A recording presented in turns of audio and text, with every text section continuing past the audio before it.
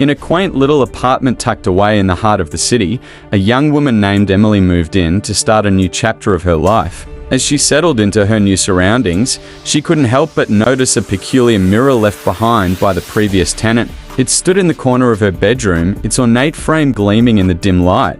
At first, Emily thought nothing of it, but as the days went by, she couldn't shake the feeling that there was something off about the mirror.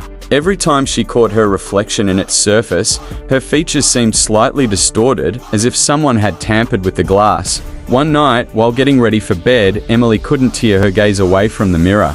As she leaned in closer, trying to make sense of the warped reflection, she heard a faint whisper emanating from within the glass. Startled, she recoiled, but the whisper persisted, growing louder with each passing moment. "Come closer, Emily," it beckoned, its voice barely more than a whisper. Heart pounding, Emily tentatively reached out a hand towards the mirror. As her fingertips grazed the cold surface, a surge of dread washed over her. She knew she should turn away, leave the room, forget about the mirror altogether. But something compelled her to stay, to unravel the mystery that lay within. With trembling fingers, Emily traced the intricate patterns etched into the mirror's frame.